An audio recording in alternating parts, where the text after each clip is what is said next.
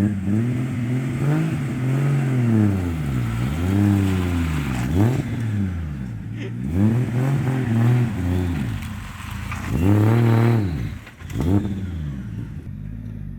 drifters.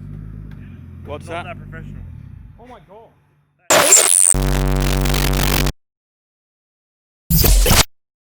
What's going on?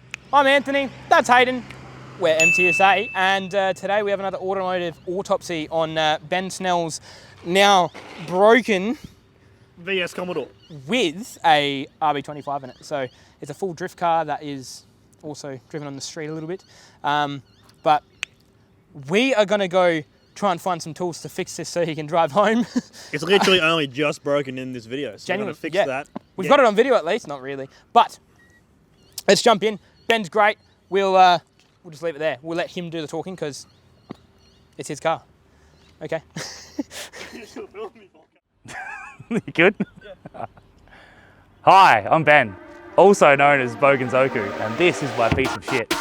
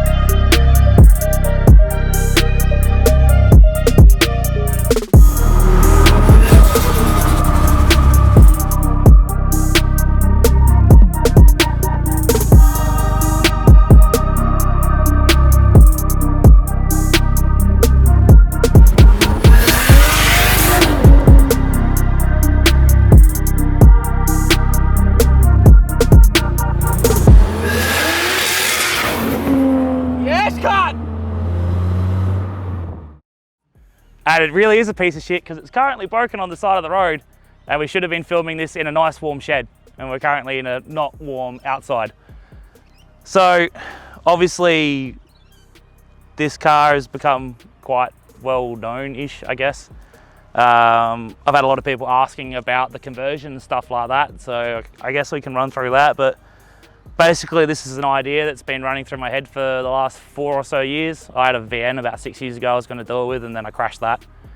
And then I bought another VS 2 years ago as manual, skidded that for a bit, and then pulled the running gear out of that to put an RB in it, and then realised it was harder than I thought, and gave up, put it in a 31 because that's actually really easy.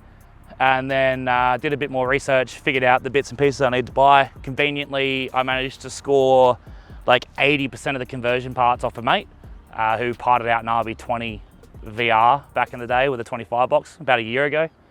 So luckily I scored all those bits. Then I bought a Safiro, had a 25 in it, the same 25 as in this, with all the turbo and everything already on it. And I drove that for like 2 months, did 3 different events, stoved it into Mount Gambier and pulled the running gear out and put it into this. And then COVID really helped me get the motivation to finish it. And I finished it in, I've had Rego twice, so I finished it like 6 months ago. And have been doing not that much dumb stuff in it, just, you know, cruising around, taking it to the track, drifting responsibly, which we all should do, seeing as, like, you know, drifting is a sport and a hobby and a lifestyle. But anyway, RB25 into a VS Commodore is really fucking easy if you know what parts you need and can find them. Hardest part of this conversion is 1, finding an RB that's not $6,000 these days, and 2, just finding all the random bits and pieces that you thought you needed or you thought you had and then you didn't have, or, you know, all that stuff. But basically, VL K-frame, VL engine mounts, you need to use the VL ones because they have the bolts that hold it to the K-frame. Then I use RB20 engine brackets, which same 2025, you need to use the 20 brackets, and RB30, use VL ones.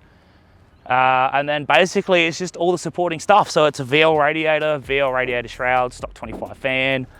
It's got a 25 box in it with a extreme button semi-ceramic thing. I don't know. It's got a extreme in it and it's very, very bitey. You just use a stock VS Series 2 jet rag pedal box because that's hydraulic. You can use the stock master. I've just got the stock master down to a braided line, down to a stock 25 slave, piece of piss. Tail shaft is your biggest issue, especially if you want to use a 25 box. If you use a 20 box, you can use a manual VL front half, bolt it to your rear half, off you go. With a 25, you need to use a 25 yoke, get it welded on. It costs like $180 or $200 from don't go to an exhaust shop to get that done. Go to a tail shaft shop because they want to balance it. Exhaust shop will weld it up, but you probably shouldn't. Diff wise, it's just a stock VS diff with 411s and a spool. It's got an inline hydro. It's got Showtime front end, so it's got Showtime VT adjustable LCAs with the VS knuckles, and then short and cast drum, so cut and shut ones. And what's happened with this one while we're stuck here is I'm assuming the bolt was loose and it's rattled itself out of the LCA. So currently my LCA and my cast drum are trying to do this. So not fantastic, but that's basically it. It's not hard. Obviously, if you're gonna run a big power, put a surge tank in it, put a bigger fuel pump in it, you can run an RB on a VS fuel pump, it'll be fine. They make like the same power, it's about the same fuel level. So, but if you wanna make power, I've still just got a stock VS lift pump to a surge tank. That's all it is. Battery in the boot. What's the wiring? Wiring is another thing people ask. It's a stock 33 loom that I took to Joustech, Mr. Carver, and he trimmed all the fat off the 33 loom because obviously they run the wipers and all that bullshit. You don't need that. So he's trimmed all the fat, gone. Here's the 4 wires. Connect one to power, one to ignition, one to your starter. So you've got starter enrichment and all that crap. And earth one, and one's your fuel pump outlet if you want to have your fuel pump prime with the ECU. And that's it. It's all sitting in my glove box. And everything else is VS engine loom, VS body loom. So it's still factory key, factory BCM, all the lights. That's basically it that works on this car still because it doesn't have power windows or anything. So all of the body loom stuff is still VS. And it's just the RB engine loom tied into the VS loom, which is really fucking simple. And just pay someone to do a loom for you if you're worried about wires or you want it to look nice. That's basically all it is. So yeah, oh, it's got suspension. So it's got XYZ coilovers in the front. Then the rear, because no one had any stock and could get stuff in time, it's conveniently when I snapped an axle, I found a VS wagon at U-Pull-It that had a tow pack in it. So I got VS towing springs out of a wagon. They're the heaviest king spring you can find, and chopped them to the height that I wanted. And then the rear shocks are Monroe GT wagon shocks with the sleeve from the sedan shock pressed into it. And that's how you make the wagon shock fit. And then you get much better travel. The shock's nowhere near bottomed out, which normally when you run choppies and low on these, the shocks bottom out real bad. So wagon shocks, towing springs, it's got Nolithane arms in the rear, Nolithane bushes in the front. It's spherical bearings, rose joints in the LCAs. It's all basic drift car stuff.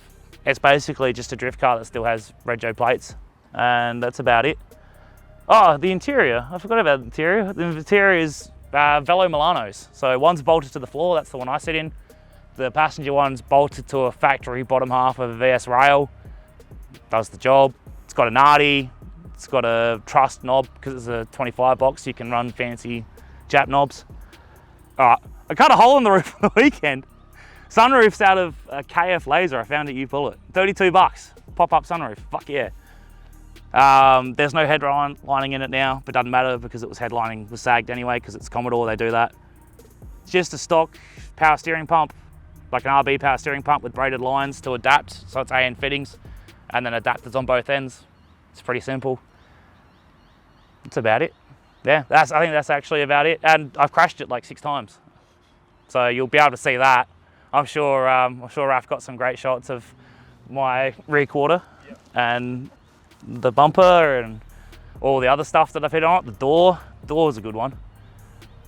Can't even remember how I did that door. Oh, I hit wheel with X-Park. Yeah, that was his back wheel into my door when I went into him. What about the big scrape on the front bar? That one? All right, so that was at round 4 doing the open track at the night time when I was doing trains with Jack and Brody. And I was the 3rd car back. Jack was 2nd, Brody was leading. And I was a little bit too close on the transition. So I hit Jack like bumper to bumper on the transition, knocked my front bar off, ran over the front bar, then backed up and the bar fell off, but the lip came off the bar and was wedged between the coilover and the wheel. So I had to like jack the car up, take the wheel off, and then like unmangle the lip. But that's genuine factory holding. You can see like here where it actually ground the lip on the road as I drove it back to the pits. So the other dents, the rear quarter was backing into a wall at Tail and Bend. That was the big hit. That quarter got pushed in a little bit, hitting Brody. But yeah, that's about it, drift damage wise. It's only a couple of big hits, that's all you need. If you want to see more of this, follow my Insta, @Boganzoku. Of course, also follow the guys, where's the sticker? Follow the guys at Mcsa for helping me out do this, and so everyone can know what a piece of shit this is. And I'm glad people will stop saying this is a clean street car, because it's fucking not. Oh yeah, everything's held on with cable ties as well, and tech screws. Like nothing is attached properly. There is not a single body clip on this car that's still intact. Everything is cable ties or tech screws. Done. That'll do. Congratulations. It's almost dark enough for party lights.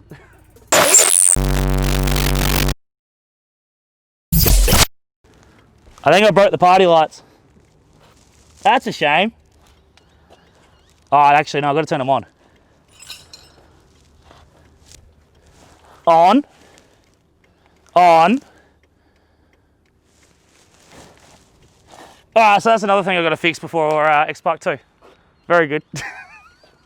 Don't worry about that then. Alright, what else isn't broken on my car? I think it's time to get down and fix it. Oh yeah, look, did you bring me tools? Oh, very good. Duct tape. And duct tape. Oh, I like duct tape. 30. Do you want me to stay mic'd up and get your mic wet, or? Yeah, you can. We don't need to hear me grunting and groaning, do we? Then wheezing and shit. Oh, there's plenty of swear words. Don't worry about that.